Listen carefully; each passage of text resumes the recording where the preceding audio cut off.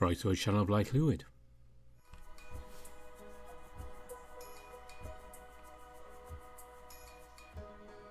It's time to return to Frostfang, as we're back with NeveN again.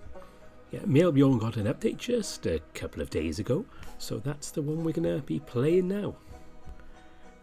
So a lot happened in the last one with our attack on the castle, so hopefully you're all up to speed. And let's see what happens now.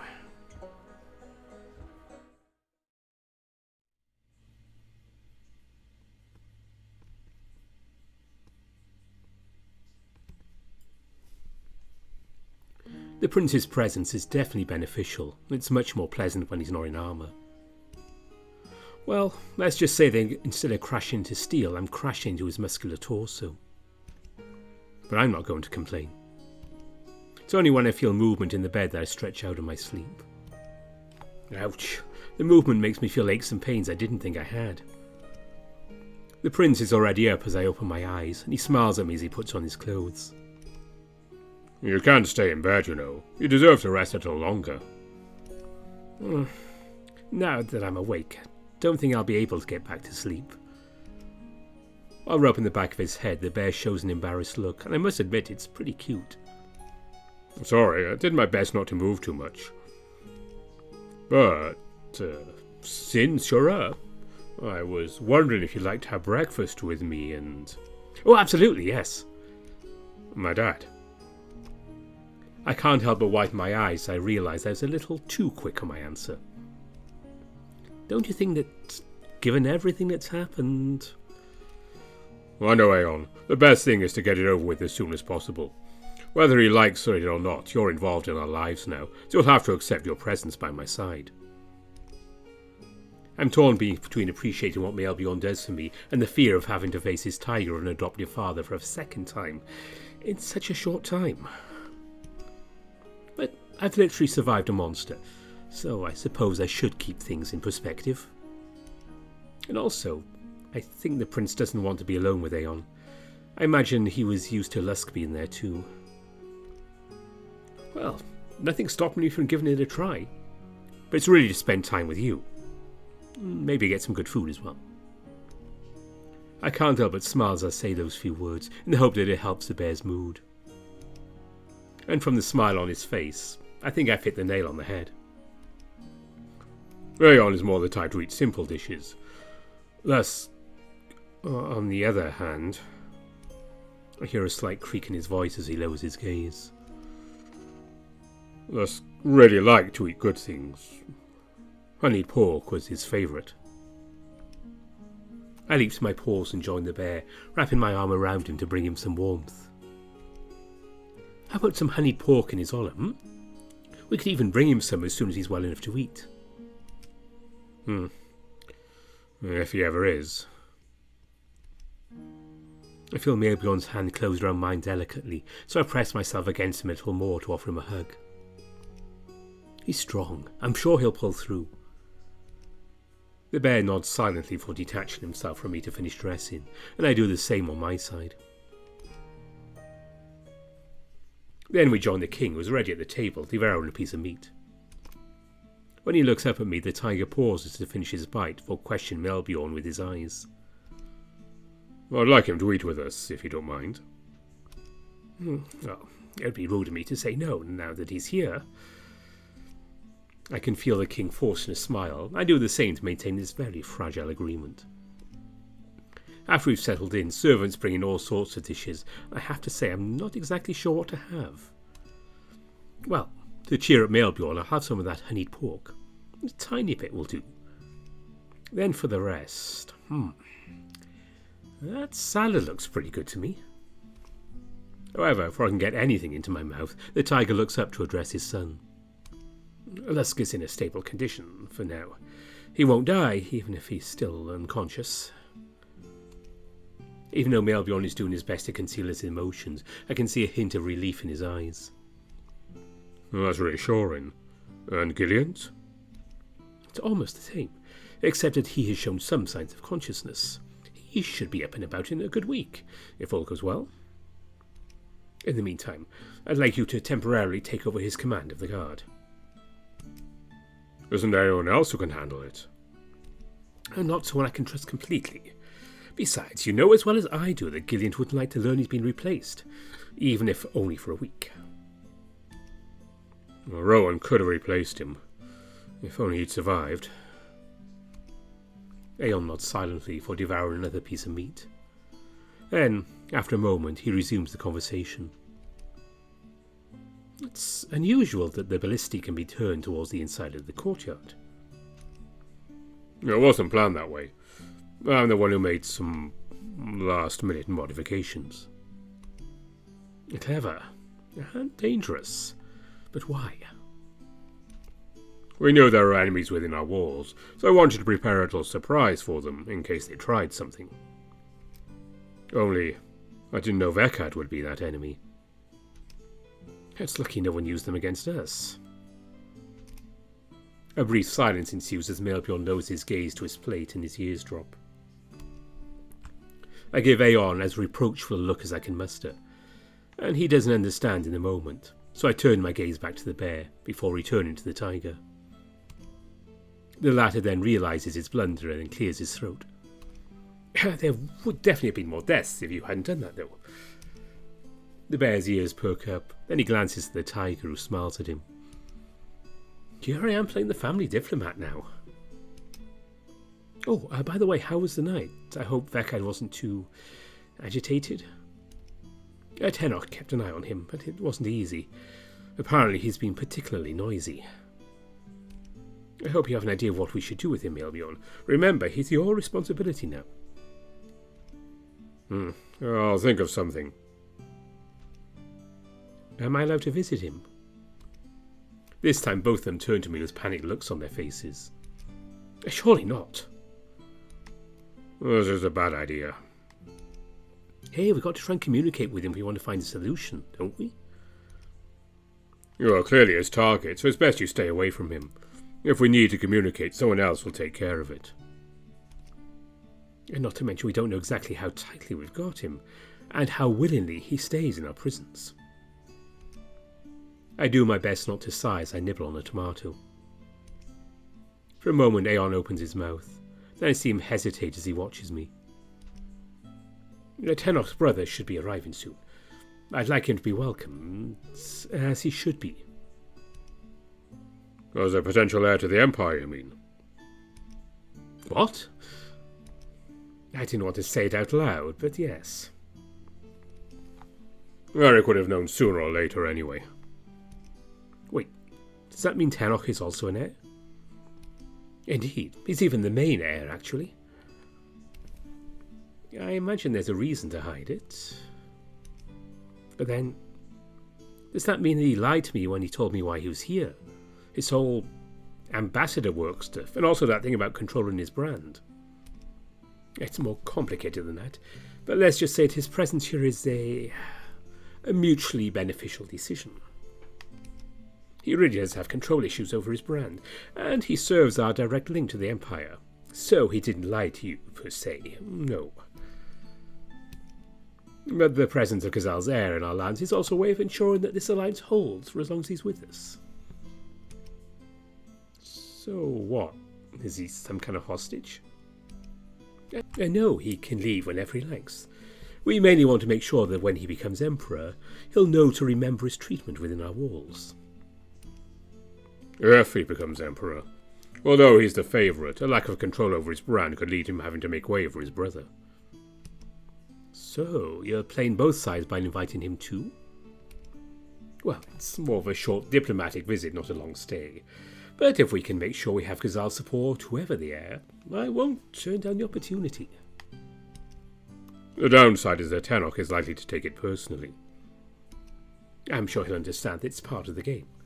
Besides, he's still our favourite, for now. Let's make sure the two brothers don't cross paths any more than necessary, and everything should be fine.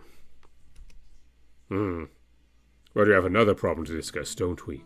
I hear a Macadian delegation has arrived. Indeed. It's not the most convenient time, but I was afraid they'd take our refusal to welcome them as proof of weakness. I don't think we should keep our doors open just to give them the impression that everything's fine. People will talk anyway. They'll know soon enough what happened here.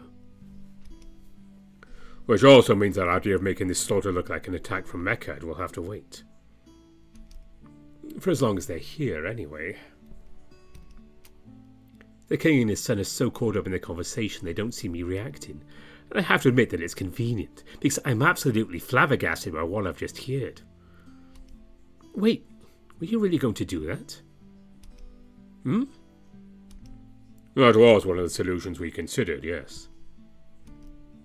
It's a big lie, and I doubt it'll hold up for long with all the guards who saw the monster turn into Vekad. Besides, it's exactly the same kind of strategy Mechad uses, isn't it? Do we really have to stoop to their level? The tiger rubs his eyes for a long time, sighing. You see, this is exactly what I was afraid of. He can't understand the challenges we face.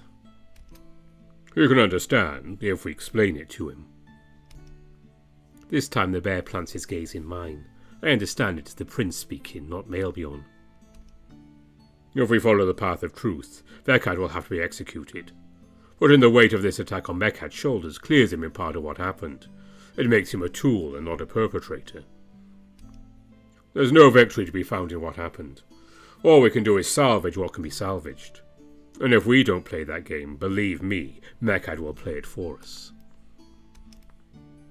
I understand the need to deflect responsibility from Vekad, but why choose Mechad? They can easily deny it, not to mention the fact that it proves they'd be able to get past the castle's defensives. I doubt it's the message you want to send to the world. This time I see I'm getting Melbjorn's attention as well as his father's. It would show to our people that Mechad is the enemy. But you're right about one thing. It would also make us look incompetent. Given the current situation, I'd like us to avoid pointing the fingers at Frosty nobility. And I don't see what the alternative could be. A reflexive silence ensues for several minutes as the two Anthracans lose their gaze in the void. Mechad was involved in crime at one time. Perhaps we could explain it this way? It's the start of an idea, I guess. But what exactly do you have in mind? He wanted to avenge the hanging of his friends, and to do so, he'd been preparing all these years while keeping his royal hunter cover. And why shouldn't we execute him in this scenario, then? We have to make him talk, because he still has allies on the outside. I like the idea. In addition to explaining the situation, it gives us a reason to raid Master Zali to secure the place for good. It's not exactly the most moral thing to do, but at least it'll be a lie that's harder to verify, I suppose. It'll save us the trouble of potentially enraging the Mercadian delegation. Well, they're here anyway. Aeon gives me a brief glance before answering Melbjorn. Nothing important. Oh, no. I know that. That's a lie. They really brought a whole delegation here for nothing? It would not be a first, for Mechad. I can see he's not saying everything, but given the way he's looking me straight in the eye, something tells me I'd better not press the issue. Anyway, the matter with Edwine remains to be settled. Melbjorn told me you had your doubts about him, Eric. I have more than doubts. I know he had Astrid and me spied on. I don't think we should waste any time. We should arrest him now, just so we don't give him the leeway he needs. We need to know what he's up to, first and foremost. Not to mention that tensions with the nobility are at an all-time high, so arresting someone so prominent without solid evidence is out of the question. I can try to get evidence, if you want. Melbjorn turns with surprising speed to stare at me, then shakes his head from left to right. No, it's too dangerous. More dangerous than fighting an avatar? Eric. I'm pretty sure spies are being watched, so an outside helping hand wouldn't be unwelcome. The look of reproach sent by the bear towards his father is more piercing than I would have thought. It's flattering to know he's so protective of me, but I'd better intervene before they get into a fight. I have an informant, but you have to promise me that you won't do anything against him. That's my only condition. A condition, If the safety of the kingdom is at stake, you'd better not play games with me, boy. I understand, but believe me, the kingdom's safety will be better off if I can give this person some guarantee. Well, I'd say it depends on how involved they are with Edwin, I suppose. He was his spy, but not for long. And I have an idea that I can take advantage of his position. In that case, his survivability will also depend on how useful he is to us. Tough to deal with. Well, I guess that's as good as I'm going to get anyway. It's Sven. Melbjorn frowns. I can see his fists clench when he hears that name. Little shit.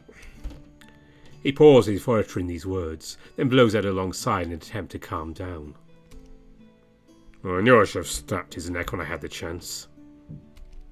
It's too late. Now he's under my protection. Ugh. Alright, but be careful with him.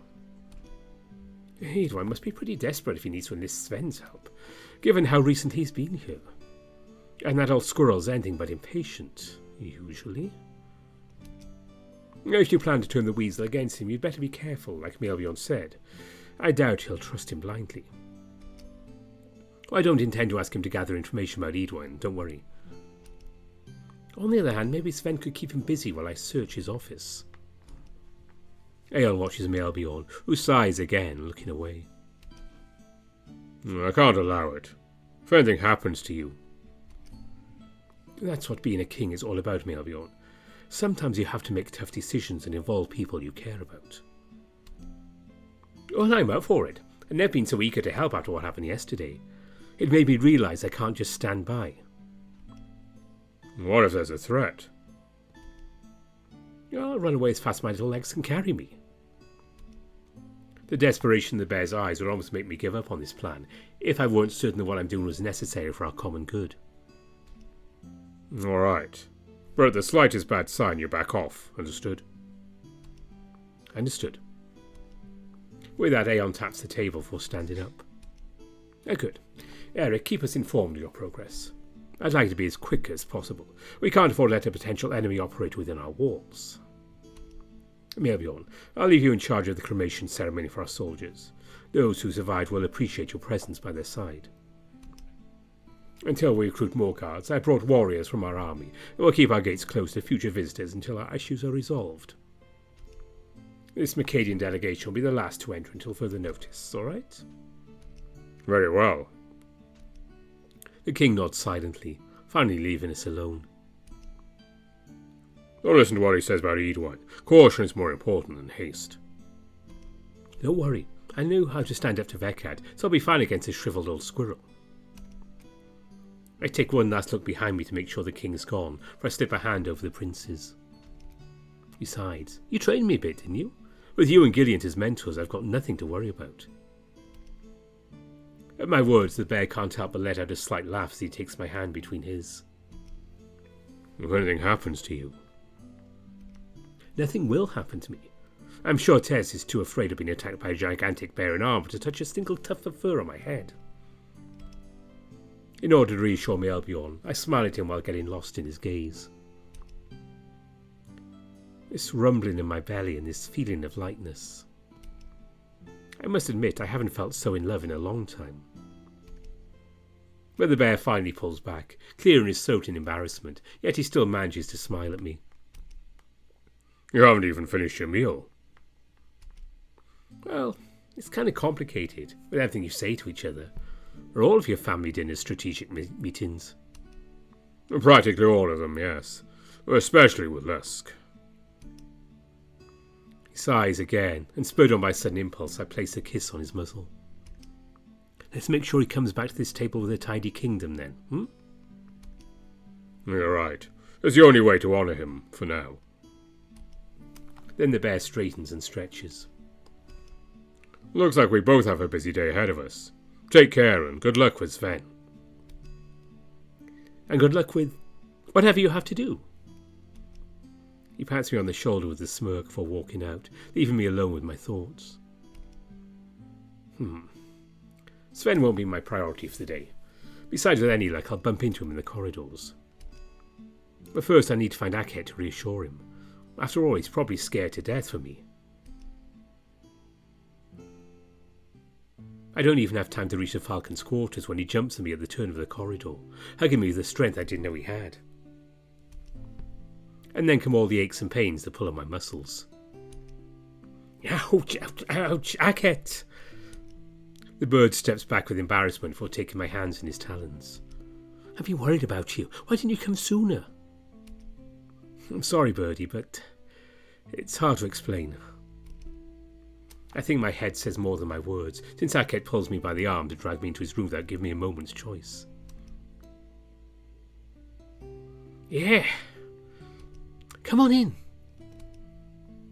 After pushing me inside, I realise that a dagger rests on my musical partner's bed. Hackett, can you tell me what the fuck is going on? After following my gaze, the falcon scrambles the blade, which he slips under his pillow while swearing like I never heard him do. Shit. The bird's nervous movements as he hides the weapon make me think I wasn't supposed to see it. It's normal to be scared. There are warriors for... Oh, it's not what you think, Eric. I'd just like to avoid any unpleasant nocturnal surprises. He then sits down on the bed with a long sigh, without saying another word. So, I join him and take his talons between my fingers. Hackett, you know you can trust me. What's going on? Of course I trust you, but you've already got too much to do. I don't want to add any more weight on your shoulders. We both know I won't give up. Seeing the falcon's grimace, I can't help but smile at him. I guess it's too late, yeah. After a long sigh, Hackett shrinks in on himself. An old acquaintance has arrived from Mechat. I think she's here for me. Does this have anything to do with the delegation? And your relationship is so complicated you have to stab her with a dagger? For a moment, Hackett looks at me shamefully out of the corner of his eye. I wish it wouldn't come to that. So that's why Aeon didn't want to talk about it in front of me. He's probably afraid I'd get involved personally. I can have a word with Melbjorn if you like. I know. I heard what happened with King Lusk. I really don't want him to have that on his conscience as well. He's not wrong. The prince already has a lot to do. Look, if it's getting dangerous, find Tenoch. I'm sure he'll agree to help you, and he's not usually as busy as the prince. I'll see. What about you? I've been hearing crazy things out there. There are rumours you beat some kind of monster. Oh no. I've got to sort out the lies. Did Melbjorn not want anyone to know about Vekad? The best thing to do is say as little as possible. I hope the situation will clear up soon, because I'll never get to keep everything secret in the long run. That's right. It was difficult, but we finally managed to capture it. And now he's rotting in a filthy cell somewhere under our paws. I'm glad you're getting out of this situation in one piece then, but get some rest, will you? You look like poop, and I mean that. I'll try, I promise. Before I go, don't hesitate to come and see me if you want to rehearse a bit. I think it would do us good. I'd love to, but not before you've had a rest. The falcon then pushes me out of his room, laughing. Go on, and next time I see you, you better be in top form. Even if he's joking, something tells me he's not totally fine with this whole dagger thing. Before I have time to say more, his door closes behind me. Right, well, I guess I need to find Sven now, and that's likely to be a lot less jolly. I feel like I've been walking the castle corridors for hours looking for him. The throne room was my first detonation, but it's still full of wounded and the priests who are busy tending to them. In the midst of all this chaos, Vull is busy directing operations, to the point where I hesitate to approach him. But, much to my surprise, it's he who comes to meet me when he realises I'm here. Eric, I've heard about your exploits. My congratulations. I know that under normal circumstances they're joked about it, but when I see the injured around me and know what happened to Lusk and Gilliant, I find it hard to find the itch to do so. I simply did what you taught me, and the rest came by itself. In fact, I'm the one who should be thanking you. For a moment I read the surprise in the boar's eyes. Then he approaches and pats my shoulder in a friendly manner. You should thank the gods. I'm merely their servant. No, I thank you directly. Don't minimize your efforts. I wouldn't be here without you. Even though he's grumbling, I can see from the way he's reacting that Vol didn't expect this. So much so that he has to look away. Well, I suppose it wasn't an easy task to teach a stubborn rabbit, but the result is there. And finally he allows himself a smile before crossing his arms. Well, what are you doing here? I'm looking for Sven, and given this is where I last saw him, I thought... Sven? The, royal jester. I'd have also found that funny under normal circumstances. Just goes to show, anything can change. Oh, the weasel. I don't think he's still around, no.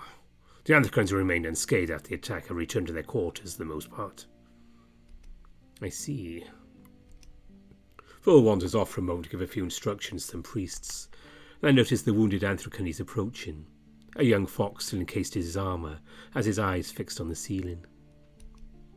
He's dead, and I realise the boar is watching him with a clear pain in his eyes, so I approach him. I hope I can find the right words. Do you know him? The priest doesn't take his eyes off the young warrior as he answers me. I do, and I also knew his father. Neither of them survived in the end. An entire bloodline gone in the blink of an eye. There's a short silence as the boar removes the young Anthracan's armour with a gentleness I didn't know he had. I taught these warriors to use their brands. Maybe to them I was just a grumpy teacher, but to me... A pained grunt takes over the priest's voice. Then I see the tears streaming down his face. I remember each one of them. They are my reason to exist. Maybe no word can fix this. Maybe he just needs my presence. So, I put my hand on his shoulder and squeeze lightly, after which he tries to wipe away his tears before raising his gaze to me. I failed as a master and as a warrior. I should have died in their stead. Come on, Eric. Come up with something. You owe him that much. But it has to come from the heart. He doesn't need a nice lie, just the right words. Think of those who are still standing, those who can see even one more day thanks to your teachings. I'm not the only one you saved yesterday. And it's up to us who survived that terrible onslaught to give meaning to our survival. It is through us that Frostfang's spirit of tenacity must be passed on. The boar nods, and after removing the armour from his pupil's body, pulls the sheet over him after giving him one last look. You're gifted with words. I can't take that away from you. After rising to his hooves, he looks around with a long sigh. We still have a lot of work to do, and I'd like to have a little time to myself, if you don't mind. Sure. Good luck with the wounded, and don't forget I'm here if you need anything. And with those last words, I'm off once more, this time in the direction of the living quarters. Even though I do my best not to think about the attack, the traces of blood still covering the stones bring me back to the harsh reality. I'm at the point where I wonder how I survived, when I see the damage. And it was all done by a single avatar. That's when it hits me. I'm about to walk past Vekat's tower. There it is, right in front of me. The door closed, as usual, except it's been securely locked with chains. This time I know no one is standing behind it. There's only one terribly empty room. I didn't spend a huge amount of time with the hunter, but he's definitely one of a kind. A poet and a philosopher in his own way. What could have happened to bring him to this point? I detached my gaze from the door to continue on my way, trying to think of anything else. And once I reached the living quarters, I realised a major problem. Sven's room. I never really had a reason to ask him where he was staying. Guess I'll have to go door to door. I can't even ask the servants where to find him, for fear there are the spies among them. So I go through all the doors one after the other, until I find Sven putting on one of his usual colourful outfits. What the fuck is wrong with you? Don't enter without knocking. Sorry, I didn't want anyone to see me waiting outside your room. We need to talk. Seriously. I quickly close the door behind me as the weasel hurries to get dressed with a grumpy look on his face. Did someone get up on the wrong side of the bed? I woke up thinking things would change with everything that's happened, but no, I'm still a fucking royal jester. Feels great to be a hero. I have to admit that the situation is pretty unfair. I didn't even have time to tell Melbegon that Sven had saved my life. And at the same time he helped Edwin, so given the opportunity to avoid death is a nice gift in itself. I wanted to talk to you about Edwin. Shit, I thought that was behind us? Well, not yet. How do I explain the situation to him without alienating him? I definitely can't tell him I ratted him out to Aeon. It turns out the kings already had their eyes on you. Huh? They knew you were spying for someone, so as soon as I had to warn them Edwin was spying on members of the court, even though I didn't mention your name, they managed to do the maths. That's it, Eric. A half-truth. Those are the easiest lies to maintain. Problem is, it doesn't have the intended effect. I see Sven's eyes widen suddenly as he rushes for a bag, starting to stuff his things into it without another word. Wait, I pleaded on your behalf. You saved me. It was the least I could do to return the favour. He stops and looks at me for a moment as if expecting it to be a joke. You won't be executed. But Aeon has asked for something in return. Ah, fuck, what is it now? You could help us catch Edwin for good. It's dangerous playing this kind of game, Eric. We're commoners, you and me. These people use us and throw us away like we're old socks when they're done. You should have thought of that before you got involved with the treasure of the court. It's not like I had a choice. I know I should never have done it. But what was the alternative? As soon as he saw me struggling, he jumped at the chance. In a way, it's both his and my fault. Listen, I'm not going to ask you to do the impossible. Your testimony won't be enough for the nobility anyway, so you don't need to be directly involved. Do you have anything in mind? Not at the moment, but you're going to help me. Since he obviously doesn't intend to invite me to sit down, I settle into a chair with a sigh.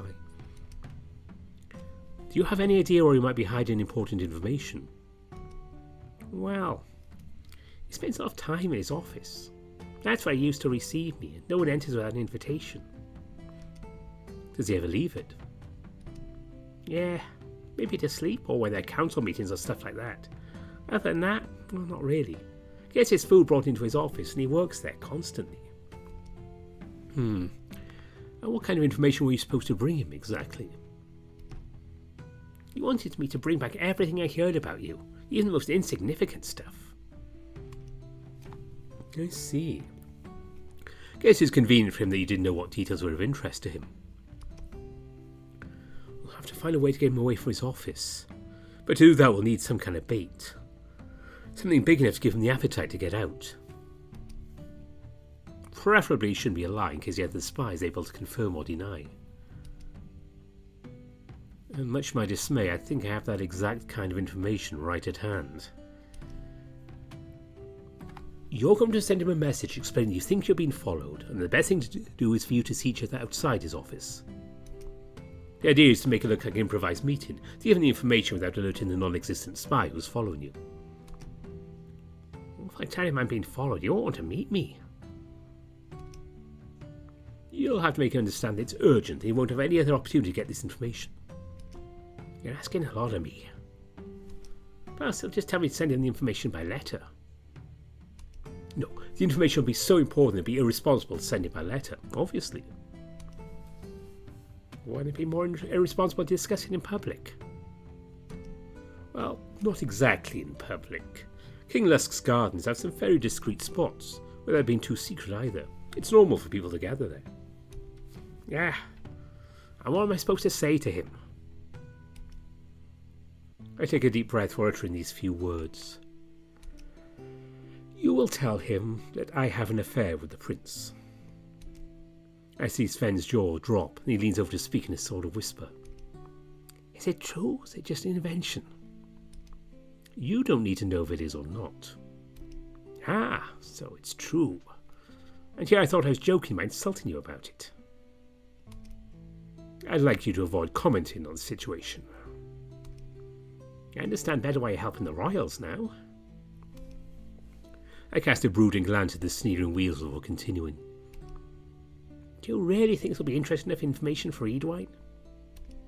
Well, if he's that curious, he'll see it as leverage against me. And if it's the royalties plan to undermine, it'll be all the juicier. Let's say I agree to play along. How soon do I have to meet him? It was pretty clear this needed to be sorted out quickly. Could you do it as early as tomorrow? All the preparations to do? No way. How many days do you need then? It depends. Normally I'd say a week. But maybe you give word to the king that I did my best to help him, I deserve something other than a place as a jester. You've got some nerve. It's just a suggestion. If you do that, maybe I can free it up for the day after tomorrow. That guy never loses sight of his goal. But it's still reasonable. I could have expected worse. Well, alright, but the day after tomorrow, no later than that. How long do I have to keep him busy? Do you think you can hold the conversation a little over an hour? Just by telling him you slept with the prince. I'm sure you'll love coming up with all sorts of spicy details. For once I'm giving you permission to spew all of your venom. Would you really turn down this opportunity? Strangely, his face suddenly lights up. Is this really the argument I needed to convince him? Well, I guess if my head's on the line, I don't have much choice. I've been able to insult you for free. Now that's a reward! That's right, enjoy it. In the meantime, you better do your job. Yeah, right. Go on, beat it now, I've got work to do. With a sigh, I get up before heading out, making sure there's no one suspicious outside. All this spy business is making me paranoid. The rest of the day I spend resting and thinking about my plan to find information about Edwine. I'm going to have to rely on some pretty good luck to find solid evidence in his office, given the size of the room and the sheer number of things in it. But what if my plan isn't polished enough? What if the squirrel doesn't think it's urgent enough for him to get out of his office? I feel my thoughts can be flooded with this whole situation for the next few days. Night falls and I can barely get to sleep. So much so that when I wake up the next day I feel like I haven't slept at all. So I drag myself out of bed with a groan, or wander in the corridors in the hope of finding something to occupy me. Maybe I should work out. Even with Gilliant gone, I need to maintain some form. However, where I can head for the training room, I come face to face with Semi, who greets me with a shake of the head. The warrior cremation ceremony is about to begin. Would you like to come with me? Oh, I didn't know exactly how you'd go about... Well, yeah, sure, I'll come with you. Thank you, my boy. My son is with the rest of his family for now. They prefer to mourn together. Looks like the trainer will have to wait. Semi clearly needs a presence by her side. She then slips her arm under mine, and I can't help but smile sadly at her as she guides me towards the courtyard.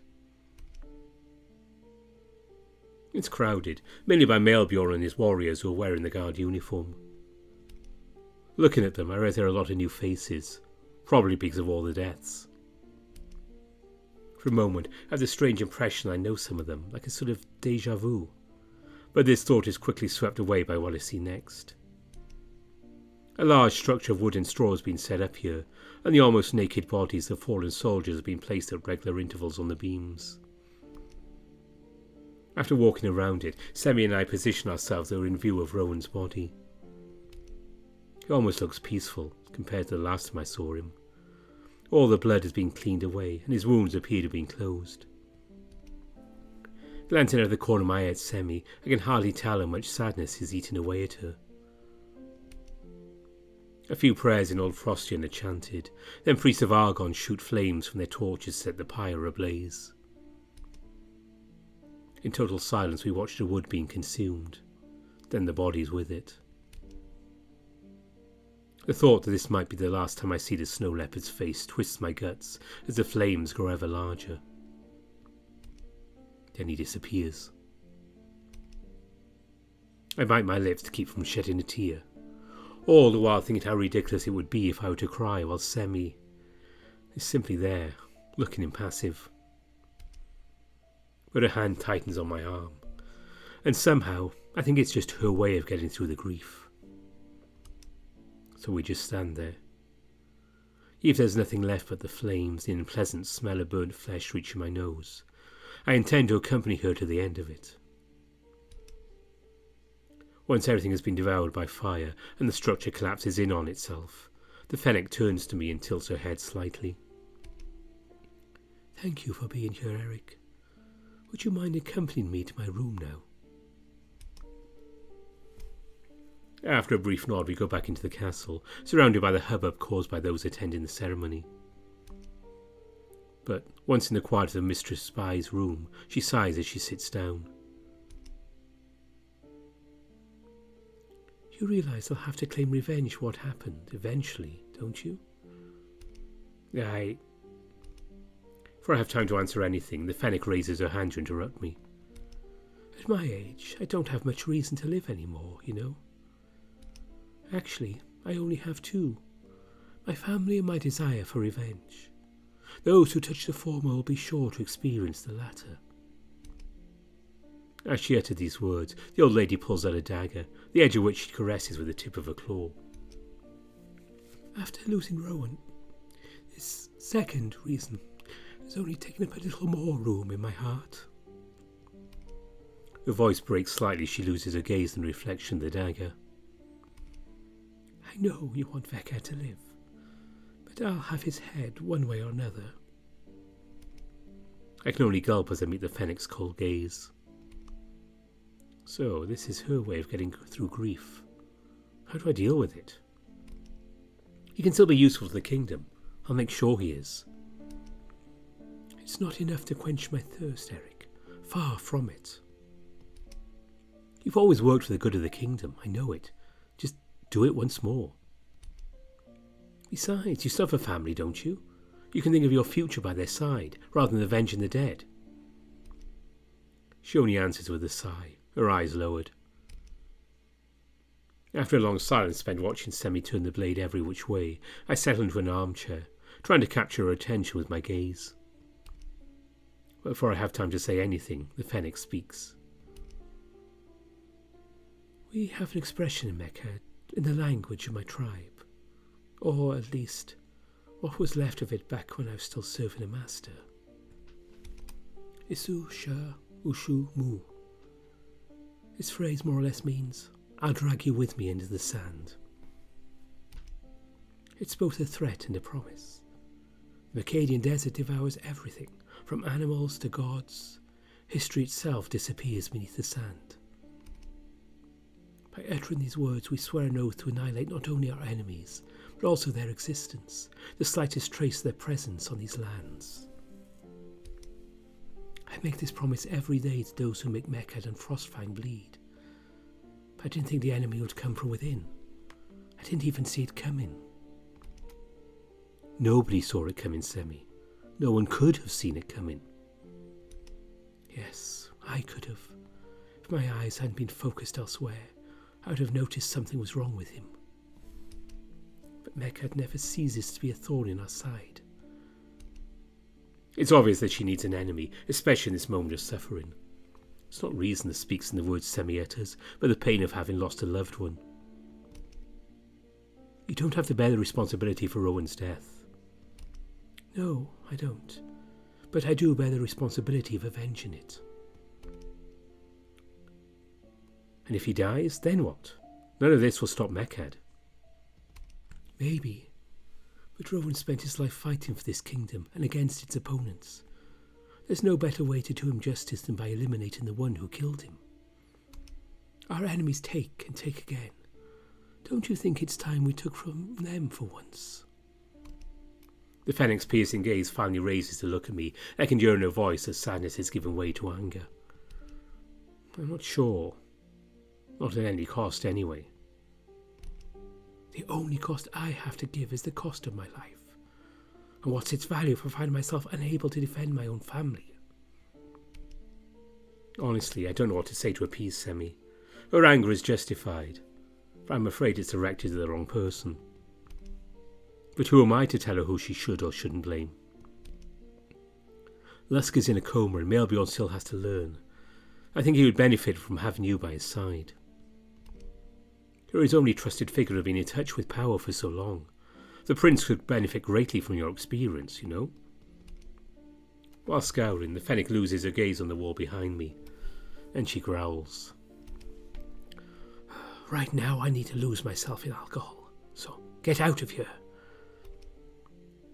Sure, now go away, kiddo. Well, I didn't know Semi was a big drinker. I guess the situation calls for it. Somewhere deep down I know that maybe I should stop her. But at the same time I understand all too well the need for moments of solitude. Before I go, don't overdo it with the bottle, okay? You're strong. You don't need that to keep you going, I'm sure. As I turn on my heels to leave the room, I hear her voice a little fainter behind me. Thanks for being there. Even though she'd make me smile, I feel my heart breaking. She shouldn't have to thank me just for being there.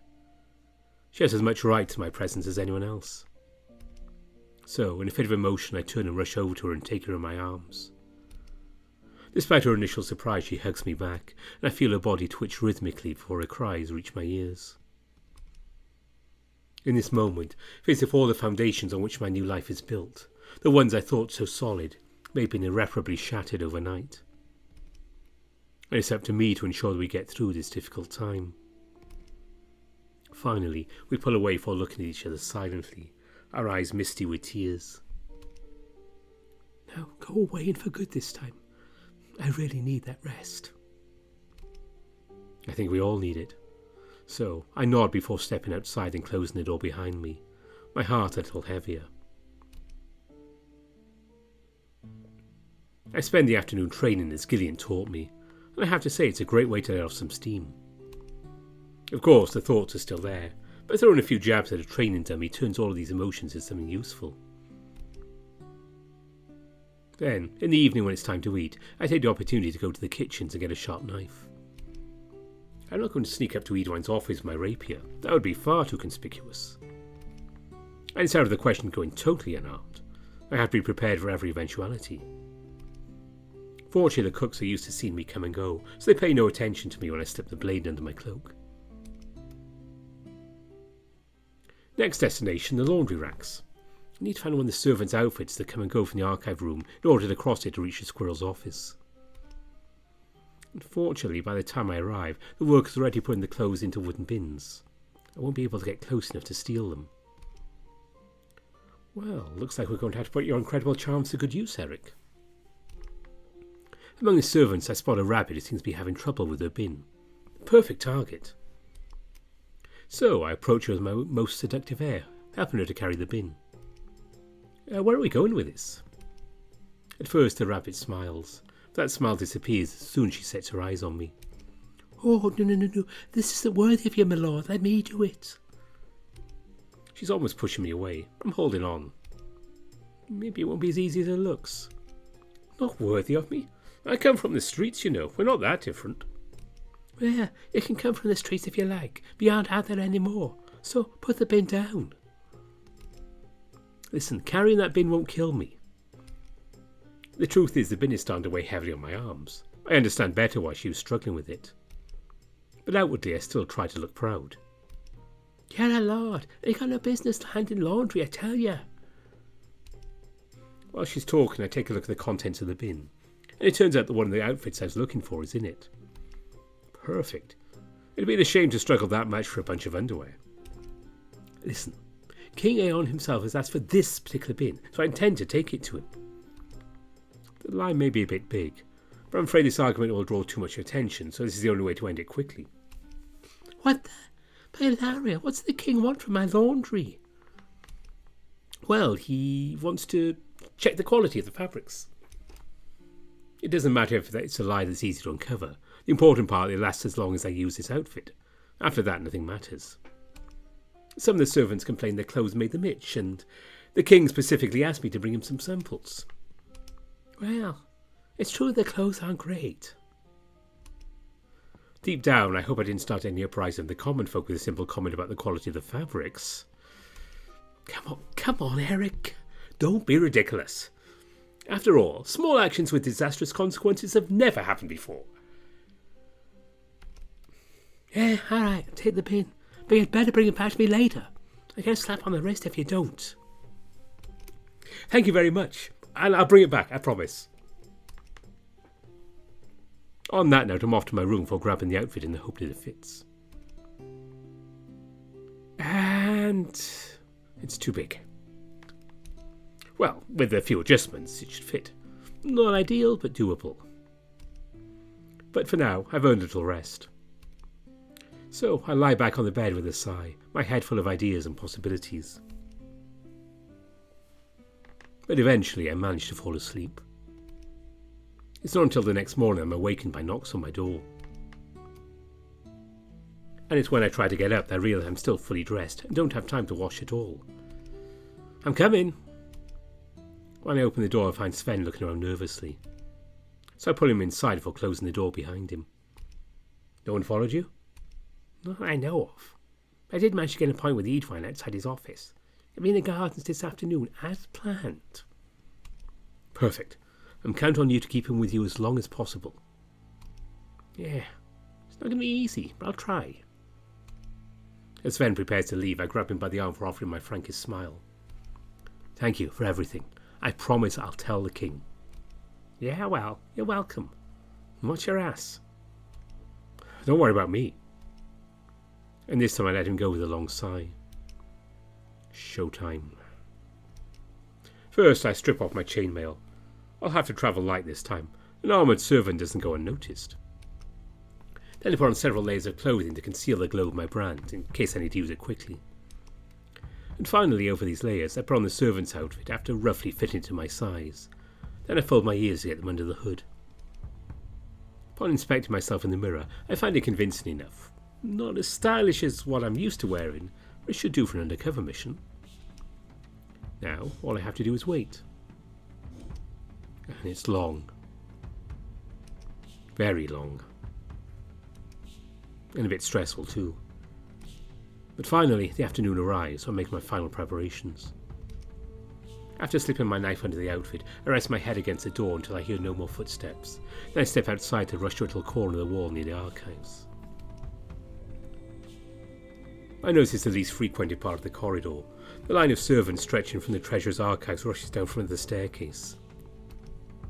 The sunlight is streaming through the windows. It's pretty convenient for me. It'll make the light from my brand even less visible. And here he comes out at last. So I sing a few words for a bawdy song that's been running through my head to activate my brand. Then I join the row of pages to infiltrate the archive room. My heart beats faster and faster the closer I get, but I do everything I can to stay focused on my task. Don't even know what to look for, but I know that if there's anything to find, it's in this office. Finally, I arrive in the main room, which is still full of anthracans who are busy bringing in papers here and there.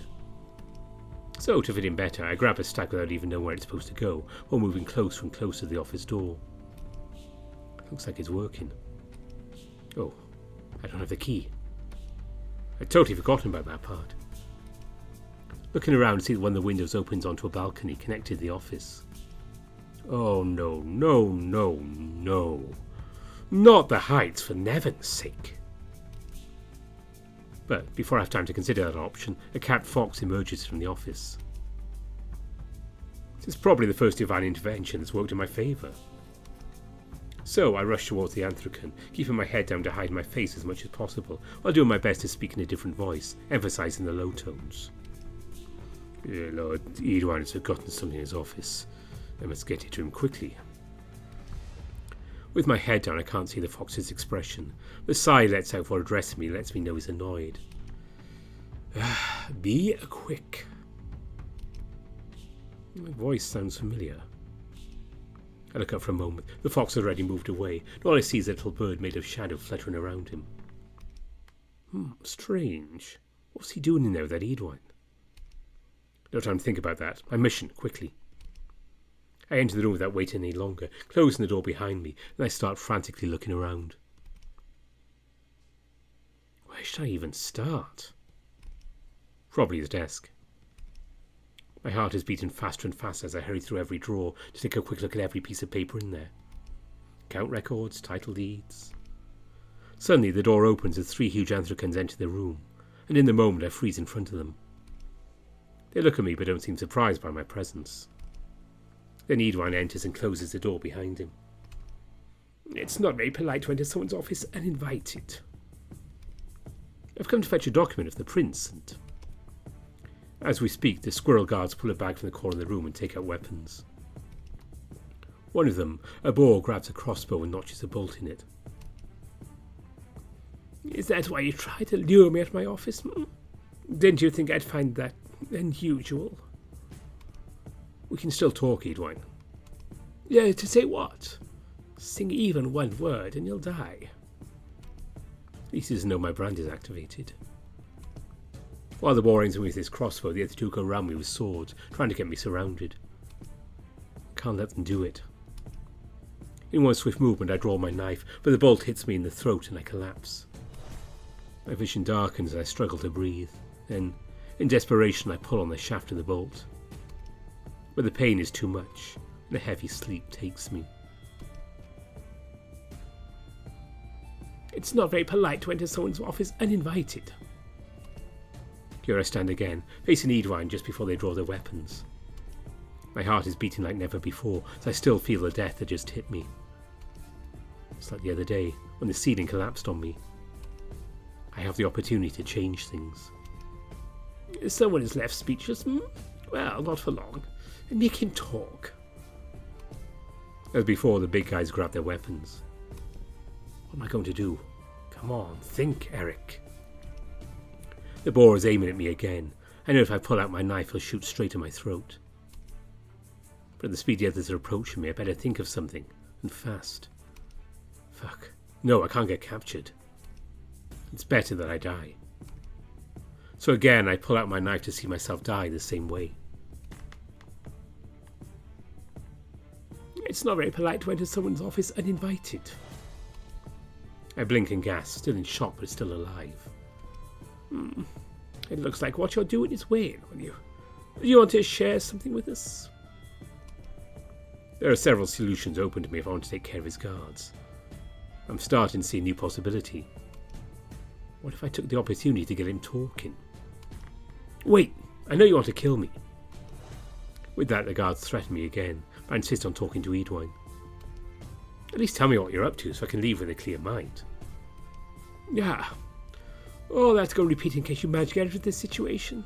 Well then, kid, but it won't work. Shit. I'll have to push this game a little further. Knife, crossbow. Here I am on the ground, struggling to stay alive a few seconds longer. And I see the squirrel leaning over me. Well, maybe you can hear it now. I'm doing everything I can to survive, despite the lack of air and the blood flooding my throat. Pain shoots through me, and I hear the call of the void once more as my vision blurs. But I have to hold, just a bit. First and foremost, I took advantage of the attack on the Macadian caravan to have items planted in Semi's room. And then... The next words don't reach my ears, as I feel my mind surrender to the sweet lullaby of death. It's not very polite to enter someone's office uninvited. Fuck, I can't push any further. I feel like it's really starting to weigh on me. I can't abuse it. Given my condition, I feel like next time I'll die for good. So I try to regain my composure as they reach for their weapons again. Wait, if I were you, I wouldn't do that. Ah, is that a threat? I know what you did with Semi. I know you used items from the Macadian caravan to frame her for the attack. And Aeon knows it too. He'll be here soon. You think I'm stupid? If you already knew, you wouldn't be here. I'd be hanging from the end of a rope. No, it's obvious you got your hands on my papers before I got here. Now you are forcing me to deal with you once and for all. Gotcha. Now I know there's something important to find you. Seize him now. Let's get it over with. I know exactly how it's going to go now. As the horse approached me from the right, prepares to grab me, I use my powers to block the boar's crossbow.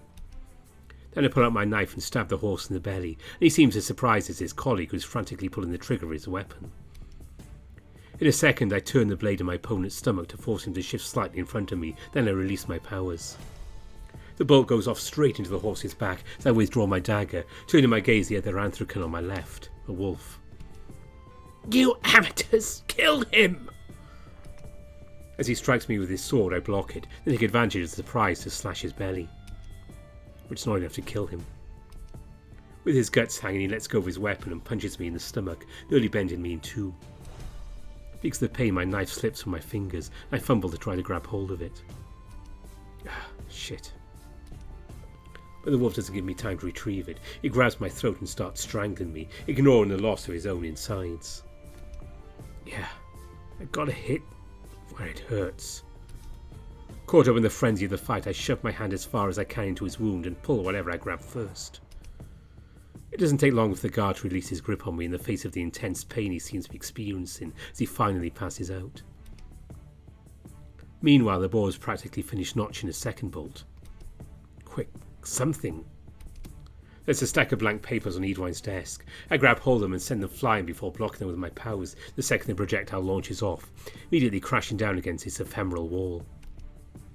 Then after releasing my powers, I see another of my deaths. The papers fall back, one of them newly pierced.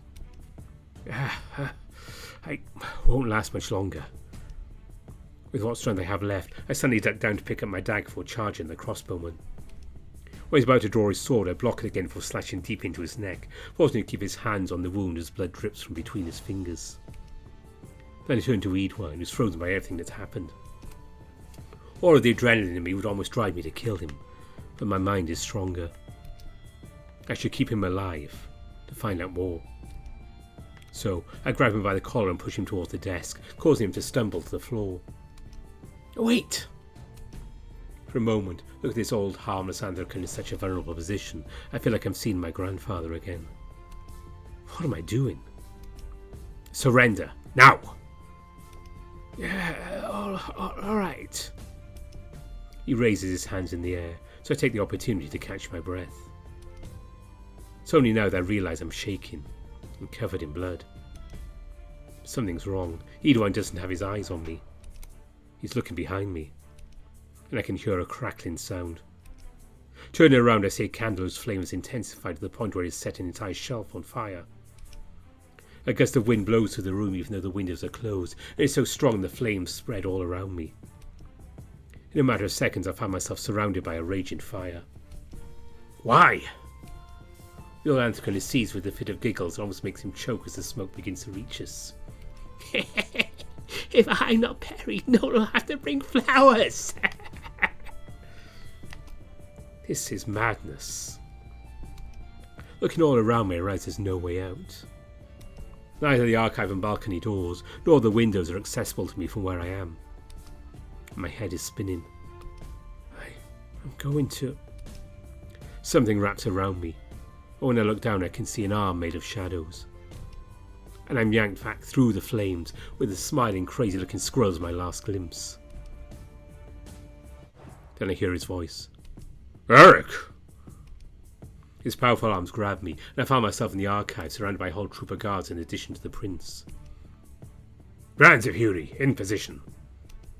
I have to warn him, and quickly. The documents! Evidence! For Edwine! The bear's eyes widen as he raises his head suddenly. Wait! The water will destroy the papers. Use your brands of Tessel to make a vacuum and cut off the fire's air access. Immediately, the soldiers obey and get to work, gradually smothering the flames. And, exhausted by the battle and the use of my power, I pass out.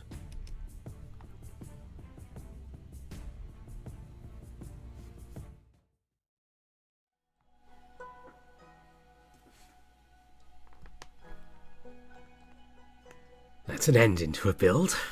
Wow.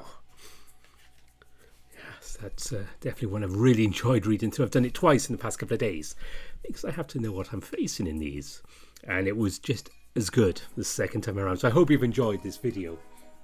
There's a lot going on. It's a nice character work in here, see what's going on. Good to know that Gilliant and Luska are still alive at least. And that ending, I wonder what we're going to find in Eadwyn's office. It's also nice to see Vol showing more of Hanky's true self there than what people think of him. Yeah, this was really good.